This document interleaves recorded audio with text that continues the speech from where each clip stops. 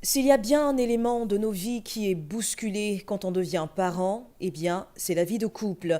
Et ce n'est pas sans raison que certaines études indiquent qu'un couple sur trois se sépare sur la première année de l'arrivée d'un bébé. Alors, comment préserver son couple? Comment garder le lien amoureux quand on est parent? Pour nous donner des clés pratiques, nous avons le plaisir de recevoir aujourd'hui sur ce plateau Dr Frédéric Zabidjo. Il est psychologue clinicien et thérapeute de couple. Bienvenue à nouveau sur notre plateau. Merci Parce que ça fait infiniment. la deuxième fois qu'on vous reçoit quand même. Absolument. Merci pour l'honneur que vous me faites d'être sur votre plateau, en tout cas. C'est nous. Alors, de votre expérience de thérapeute de couple, est-ce que vous avez constaté une évolution dans le fonctionnement des couples aujourd'hui? Oui, oui, je peux dire qu'il y a une évolution dans la vie des couples d'aujourd'hui à plusieurs niveaux. Il y a beaucoup de couples qui divorcent de plus en plus. Les gens vont à la mairie à une certaine vitesse, ils en ressortent à la même vitesse pratiquement, le cœur en lambeaux, l'âme en pleurs et souvent la vie elle-même défraîchit. Je note également que de plus en plus de couples divorcent très jeunes. Comme vous l'avez fait remarquer, les statistiques en la matière indiquent clairement que les couples meurent très vite. Troisième remarque, c'est que les gens sont de plus en plus jeunes à s'engager dans les couples et donc ils sont de plus en plus jeunes également à se séparer. Ça, c'est ce que j'observe en général. Mais il n'y a pas que ça. J'observe également de plus en plus de gens qui viennent consulter, par exemple, pour beaucoup de pathologies psychiatriques qui sont nées des problèmes de couple en général, les blessures émotionnelles, le vécu quotidien, etc. Donc, il y a une nette évolution des couples, mais bon, en des termes qui ne sont pas toujours forcément élogieux. C'est cela. Et on sait qu'il y a plusieurs raisons qui peuvent expliquer ces divorces aujourd'hui, mais nous, on a choisi de nous appesantir sur un sujet assez particulier. Donc, c'est la question de la parentalité et de la vie de couple. Quand on sait que devenir parent bouscule énormément l'équilibre d'un couple. Alors, dites-nous, qu'est-ce qui change concrètement lorsqu'on devient parent? Beaucoup de choses, beaucoup de choses. Déjà, le vécu quotidien, ça change. Le vécu relationnel, ça change. Le vécu affectif, ça change. Le vécu éducationnel, tout change. Vous voyez, quand une femme, par exemple, tombe enceinte déjà, il y a tout un jeu d'hormones qui se déroule à l'intérieur d'elle. Ok. Et ce jeu d'hormones-là, les hommes ne le comprennent pas forcément. Ah oui. Donc, ils pensent qu'elle devient capricieuse, ils commencent à s'en plaindre. Donc, déjà, avant même la présence physique de l'enfant, on constate que les problèmes naissent dans les couples. Ma femme, elle devient capricieuse, elle exige telle chose à telle heure, inconvenante, elle a tel comportement, C'est cela.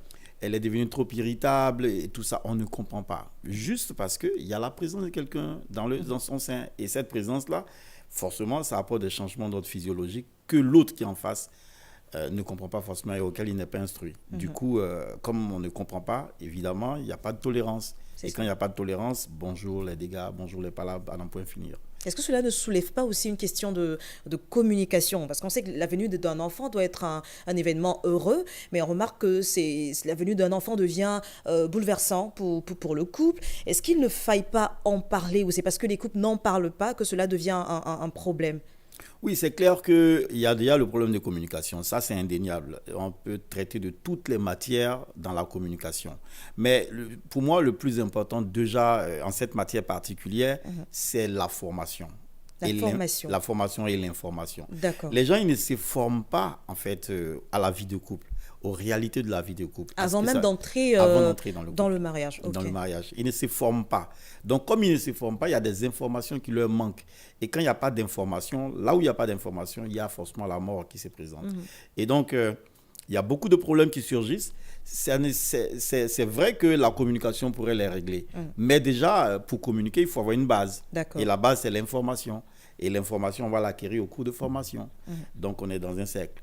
Et il faut nécessairement que les gens se forment. Parce que, vous savez, la parentalité a plusieurs aspects. Il y a l'aspect purement physiologique, donc biologique. Il y a l'aspect psychologique, il y a l'aspect social, il y a vraiment culturel, l'aspect économique. Il y a tous ces aspects-là qu'il faut vraiment étudier minutieusement avant même de rentrer dans le mariage. D'accord. Voilà. Et je pense que c'est ce qui manque.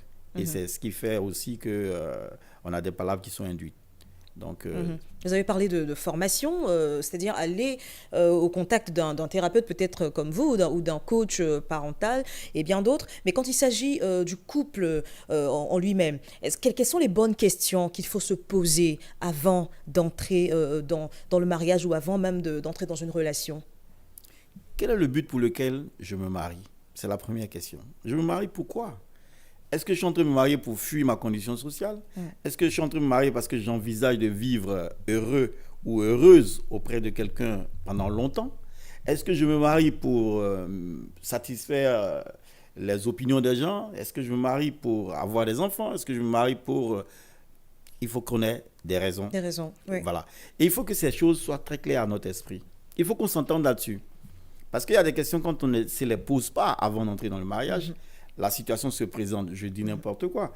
On peut avoir un couple qui est en cheminement, qui ne se pose jamais de questions sur la possibilité, par exemple, d'une infertilité dans le couple. Qui ne se dit pas, si par exemple on rentre dans le couple chéri et puis on constate que 2 ans, 3 ans après, il n'y a pas d'enfant. Il n'y a pas d'enfant. Comment est-ce que chacun prend ça? On ne se pose pas de questions dessus. Pour nous, c'est des évidences. On rentre dans le couple. Quand la situation se présente, c'est là en ce moment qu'on découvre qu'on est démuni. C'est cela. Et quand on est démuni, on prend des raccourcis qui ne plaisent pas forcément et qui engendrent les séparations. Donc, il faut se poser les bonnes questions. Et ça, c'est juste une question que j'ai posée sur les raisons pour lesquelles on se marie. Et ça, ça doit être incontournable. Une deuxième question qu'on pourrait se poser, par exemple, qu'est-ce que je recherche concrètement auprès de la personne avec qui je me marie? Parce que quand je veux me mettre en mariage avec quelqu'un, la plupart des choses qu'on fait dans un mariage, c'est des choses qu'on peut faire tout seul. Voilà. Moi, je peux avoir mon bonheur seul, hein. Je peux aller faire des choses pour préparer ma nourriture, je n'ai pas besoin de quelqu'un. Je peux manger dans un restaurant, pour me laver mon linge, je n'ai pas besoin de quelqu'un, il suffit que j'utilise une machine. Donc, ce ne sont pas pour ces raisons-là que je me mette en ménage avec quelqu'un. Je me mets en ménage avec quelqu'un, qu'est-ce que je recherche concrètement auprès de la personne? Qu'est-ce que j'attends de la personne? Qu'est-ce que j'attends de la personne? Et qu'est-ce que la personne attend de moi? Donc, il faut que ces questions-là, les réponses soient claires à notre esprit. On ne se demande pas aussi, qu'est-ce qui peut me rendre heureux ou heureuse auprès de quelqu'un? C'est cela. Parce qu'il y a beaucoup de gens qui rentrent dans les mariages sans savoir eux-mêmes ce qui les rend heureux. Et ils vont dans les couples, ils attendent que ces choses-là viennent de l'autre. Viennent de l'autre, c'est ça. Alors que ça ne peut pas. Le rôle de la personne qui est en face de nous n'est pas d'être pour nous un psychologue. Oui. On est un peu égoïste sur les bords. Son rôle, ce n'est pas d'être notre père qu'on n'a pas eu ou notre mère dont on a manqué dans notre enfance. Ce n'est pas son rôle. Son rôle, c'est d'être un mari ou une épouse pour nous. Et quand on veut le juger sur la base, c'est que je recherche à mon mari mon père que je n'ai pas eu, je recherche à ma femme la mère que je n'ai pas eu. On va juger, par exemple, si je suis un homme, je vais juger ma femme sur ce qu'elle ne m'apporte pas, non pas en tant qu'épouse, mais en tant que mère. Alors que je ne l'ai pas épousée pour qu'elle soit ma mère. Très bien. Voilà. Donc, il faut savoir clairement ce qu'on attend soi-même pour son bonheur et puis ce qu'on attend de l'autre. Quand c'est clair dans notre esprit, ça facilite la vie à deux. Et c'est des questions donc on retient qu'il faut se poser les bonnes questions, avant d'entrer en relation ou avant d'entrer dans un mariage, se demander même si on n'a pas les enfants, alors quelle serait la réaction de l'autre pour essayer d'évaluer. Il ne faut pas attendre d'entrer et de constater que voilà, il n'y a pas d'enfant, on est sur le fait accompli. C'est ce qu'on retiendra de vos propos. Alors, on en revient rapidement à notre sujet. Pour des parents qui ont, un couple qui a des enfants, on remarque bien souvent que lorsque les enfants arrivent, on est plus porté sur les enfants que sur le couple. Vous avez parlé à l'entame de vos propos d'hormones, surtout au niveau des femmes. Est-ce qu'on pourrait revenir un tout petit peu là-dessus? Parce qu'on remarque que les hommes ne comprennent pas trop cet aspect. On se demande, mais pourquoi la femme est beaucoup plus attentionnée? Elle ne s'occupe plus de moi, elle est plus portée sur l'enfant. On aimerait bien comprendre. Oui, mais avant qu'on ne comprenne, il faut savoir qu'il n'y a pas que les hommes qui ne comprennent pas. D'accord. Il y a aussi les femmes, elles, on c'est constate. Un constat. Voilà. Ce qui se passe, c'est qu'il y a une hormone qu'on appelle l'ocytocine, qui est l'hormone de l'attachement. Et cette hormone-là, elle est sécrétée en grande quantité à certaines occasions. Par exemple, pendant le rapport sexuel. On sécrète ça en abondance. C'est ce qui fait qu'à l'issue d'un rapport sexuel, on s'attache beaucoup plus au partenaire, par exemple. Et cette hormone-là, la femme qui est en grossesse, elle va la sécréter en grande quantité pendant la grossesse parce que cette hormone facilite l'ouverture du col de l'utérus pendant l'accouchement. Et cette hormone également passe dans le lait maternel. C'est ce qui permet à l'enfant de s'attacher à la mère. Donc ça, c'est un lien biologique. Donc c'est évident, c'est normal qu'une femme soit beaucoup plus attachée à son enfant que son père, qui ne sécrète pas cette hormone-là dans les mêmes proportions. L'homme, lui, il va établir des liens sociaux avec l'enfant.